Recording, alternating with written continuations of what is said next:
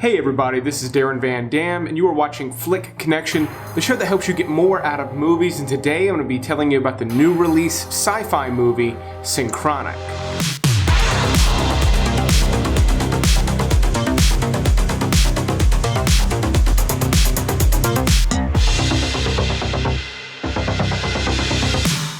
So before we get started, the most interesting thing about Synchronic is a massive spoiler, and I'm not going to talk about it in this review because there's so much more going on in this movie that makes it interesting enough to watch. I don't need to touch on it. But stay tuned after my spoiler-free review for some words from the creators of Synchronic, writer-directors Justin Benson and Aaron Moorhead. They took some time to speak with me about a lot of the things going on in the story. They are the team behind movies like Resolution, Spring, and The Endless. All movies that I have recommended on the channel in the past. In fact, right now you can check out their first movie, Resolution. It is included with Prime Video. It is their smallest movie, but it works incredibly well. It's very clever. It does take a little bit of time getting into it, but I really dig that flick. Then Spring is sort of this romantic sci-fi horror thing that they did that is also very, very good. You can currently catch that on Hulu. And then they're sort of most known for The Endless, which you can currently catch on Netflix. But Synchronic is by far their biggest budget movie to date, and it shows. Not only is it more polished and does it look like there's a lot more money on screen, they've also really refined their skills both in writing. The cinematography is gotten much better over the course of all those movies, with Synchronic easily being the best. There are some shots in this movie that look way better than things you normally get at movies done at this production level, like way better. And then you get a really great cast with this too, with Jamie Dornan and Anthony Mackie, who play a pair of paramedics. That was tough to say. But they're responding to a series of mysterious injuries and deaths that all revolve around this synthetic designer drug called Synchronic. Now, Moorhead and Benson are really fantastic at creating very complex stories that are unlike anything you've ever seen, yet they somehow manage to make all of that work. So they're introducing the audience into something completely new and very foreign, yet the story doesn't get lost, even though it is very complex. That's really what they excel at the most, in my opinion. And it's worth mentioning that Synchronic is unusually macabre for a sci-fi movie. In fact, it does edge into horror territory, yet it doesn't have jump scares or anything like that. This is a good recommendation for anybody that wants to watch something really creepy that maybe is a little too big of a to watch real horror movies. It's great for that, but if you've just been starved for like a good sci-fi movie because there's been such lackluster stuff being released during the pandemic, this is a fantastic one to watch. And even though we're now in 2021, this technically was released in 2020. I think one of the best sci-fi movies to have come out during the year. In fact, I would have labeled this the best sci-fi movie of 2020 had Tenet not also come out that year. Because I have watched Tenet 3 times now, it continues to get better as I peel back the layers. But that said, I've watched Synchronic twice, and it is much better the second time because there's a lot of stuff said in the movie that seems somewhat unimportant that has so much more weight to it on the second watch, making that second watch much more interesting. But I'd put Synchronic among some of the best pandemic releases so far, and it's in that category of movies that are sadly underwatched because they didn't get the marketing push that they probably otherwise would have received. That said, the movie is just as good as it would have been had it not been released in a pandemic, making it a great one to watch at home. So if you've been starved for a new release sci-fi movie, this is your movie. It's well worth the current $15 purchase price, especially if you're going to watch it with somebody else. That's less than a trip to the movies, and you will likely want to rewatch it. So this is a strong Darren Van Dam recommendation, but that's enough of me jabbering on about a movie, especially a movie I can't tell you everything about. But let's get into some words from Moorhead and Benson. I was super psyched to talk to these guys. They gave a lot of really rich information as well, so I hope you enjoy this brief interview. I was curious watching it, like specifically the fact that they're paramedics. Like at what point in the sort of writing process did you determine that was kind of important? Yeah, well, we wanted this substance to be something that it's not in the tradition of sort of science fiction designer drugs that like they've taken over a whole country or a whole world or a whole anything, that it was like, okay, you'd only know about it if you were in these places where it just reached like smoke shops in those places, and that you'd only really encounter it if you were a first responder to these emergencies. So then you're down to like, okay, well then it's like police, paramedics, or firefighters, mostly. And it was like, okay, well, if it's police, they have a way to deal with the situation through the force of having weapons and things like that. And then you're putting yourself in a situation where narratively you need to have things like gunplay and stuff like that. And it just seemed like, well, there's definitely a path much less taken with these types of stories if you go with the paramedics arriving on that scene. And then on top of that, the information that these characters would likely have. Hey, look, it's not impossible that a law enforcement officer would know a lot about theoretical physics, but it's a lot more likely that someone in the medical field would, because that's a prerequisite for something like medical school. I was like, okay, well, this all checks out. This all follows. And in like, it was weird at the time, we hadn't seen, like Bringing Out the Dead. So with that, like, I don't even think I had ever literally seen a movie about where paramedics were the main characters. Yeah. No, so there's something about that. I was like, yeah, no one's ever done it. Yeah. And if you wanted to tell a story that that kind of in some ways is about that conversation that we all have starting with ourselves when we're like 7 or 8 years old or something, about like, what is our place in this seemingly infinite space and time, and what happens after you die? And that conversation, it seems like, well, man, I want to see a paramedic have those. I want to see paramedics have those conversations, because they have to deal with that all day and all night long. Yeah. So yeah. And on top of that, like a paramedic who's we actually did ride-alongs with paramedics. We read a bunch of paramedic books written by paramedics. And you realize that they get every death is really painful for them, and also they become desensitized to it. They don't become blasé. Some of them can, but they weren't saying that it didn't matter to them anymore. But you see it all the time, then it's something. But we found it really interesting when one of them, after feeling that way about death, was then dealing with his own death. So you've got the paramedics, and then you've also got the city of New Orleans. Did that come into play just because it's a good place to film, or was there reasons you wanted to do New Orleans?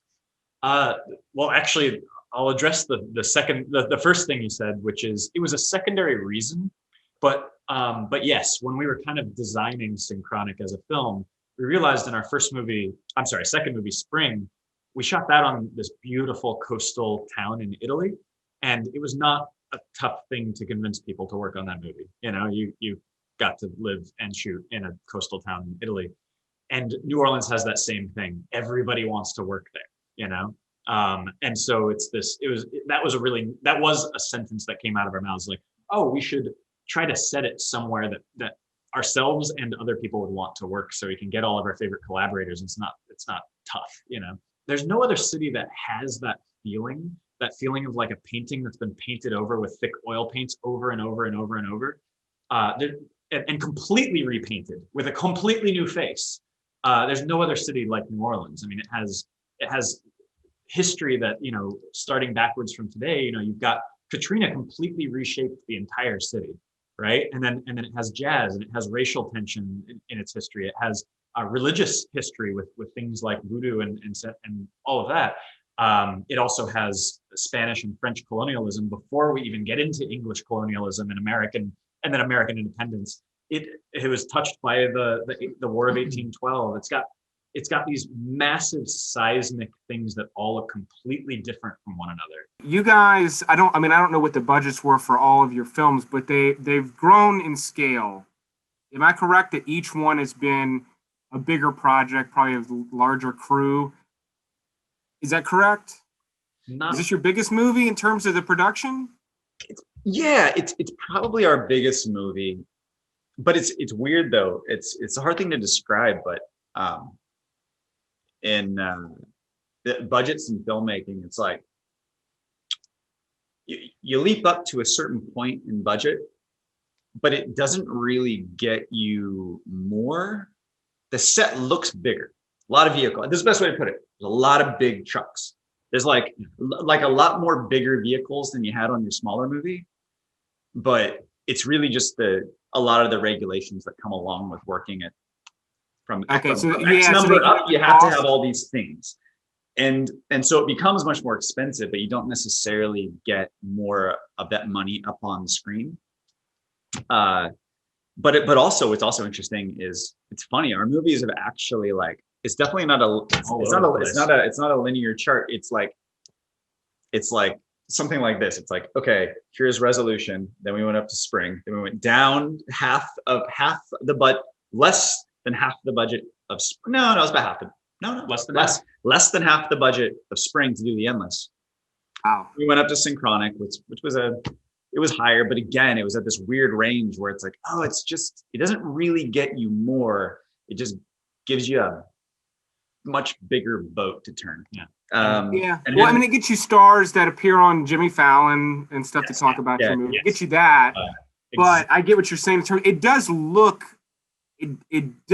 look like there's more money on screen in Synchronic and the Endless. I'm shocked to hear that the Endless you guys filmed for way less than Spring, which Spring I think Spring is, I've rewatched it recently when I knew I was going to talk to you guys, because it was the one that I didn't remember the best. And it might be my favorite of yours, just because there's a subtleness to it that I think works really well. That I think some of it was maybe because of budget, and I think you guys managed to make some of that stuff work so well. There's the shot where there's the blood on the side of the building, and it's going through. It's just my brain can imagine what happened the night before, and it's better than anything you guys probably could have put on camera with a lot of money. I just love that. And so where I was kind of going with this is part of what I really like about your work is I just enjoy the movies. I think they're very well done. But there's two things. Since Resolution, I'm shocked that it works. Like when I finished Resolution, not only was I a little confused about what I just saw, but I was like, I was confused as to how you guys made it work, because it seems like the type of thing that would not translate very well to a large audience, but it did. It did. And I know that you paid for that movie out of your checking account. I've heard that story. So, I guess my question is, where do you get the balls to do that? to spend all your money? I mean, did you really believe that it was going to work, or was it a long shot? Like, what was that like? I mean, there's so many different ways to answer that. I mean, I think maybe one good way of answering it is I didn't have kids then. I don't have kids now. I don't have a lot of responsibilities, and I genuinely just see it as like, what is scarier? Never making a feature film in your whole life, or just trying to do it now and just spending even if I had been like, I'm at zero, I'm gonna have to ask someone for some shelter or something. It's like, that is less scary to me than being like waking up at the time it was a much scarier idea to be like, oh, I never tried to do this thing. And it took, it was probably like even our second movie, Spring, I don't think we were thinking like someone's gonna step in and help out with this. We tried to have people find investors and stuff. I just never saw it as being like, if we wait long enough, someone's gonna provide an investment. To me, for some reason, that just doesn't compute. Like that's just like, oh, you're basically saying you're never going to do it. Yeah. And so I think it was that, where it was like, oh, it wasn't even like having any kind of anything resembling bravery to do it. It was just like, oh, which is scarier? And it was just way scarier to think it'll never happen. Well, what you sort of kind of edged into something else I wanted to ask you, was there a point, and maybe it was a different point for both of you, maybe you both answer, but was there a point where you realized oh shit, we we're movie makers now. Like, I mean, was it your third movie in? Is it just now?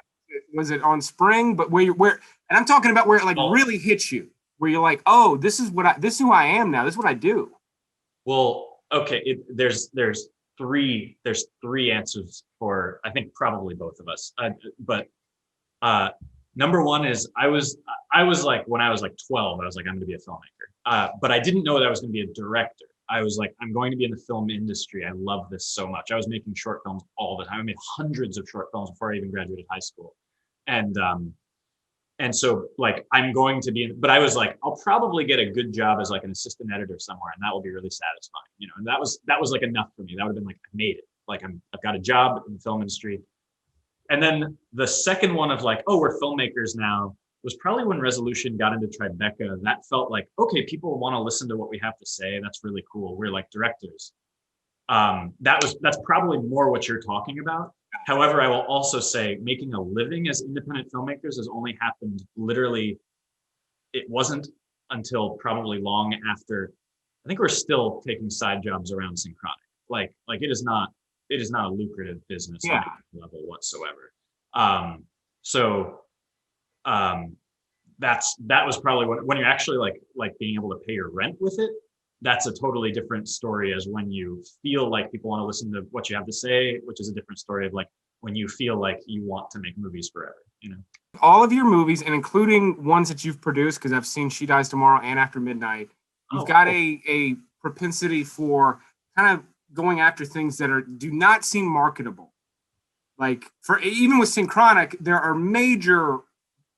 the most interesting part about the movie is something we shouldn't be talking about.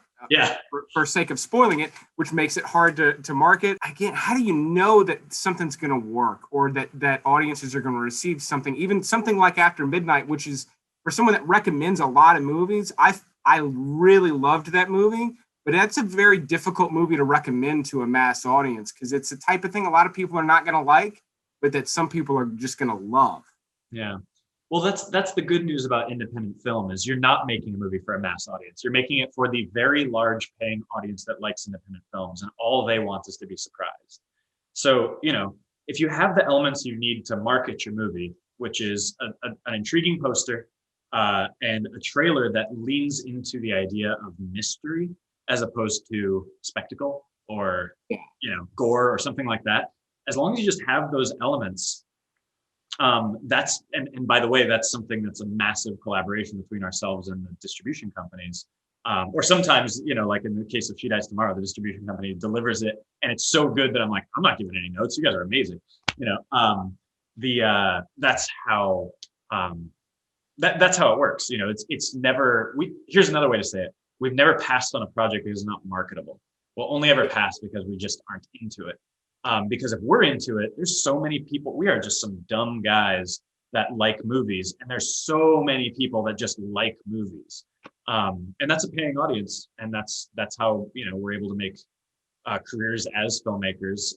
It's a symbiotic relationship with the fact that we are our own audience. I hope you enjoyed that interview. If this video does well, I will do more of them. You guys liked the Fat Man one, and I was super interested. I've been anticipating Synchronic for quite a while. It did not let me down, so I was super psyched to talk to those guys, and they were very gracious with their time. So thank them in the comments below, watch their movie, and go revisit their other movies as well. I think they're all great, but I will keep making videos as long as you keep watching them. Thanks for watching this special episode, and you will see me on the next one.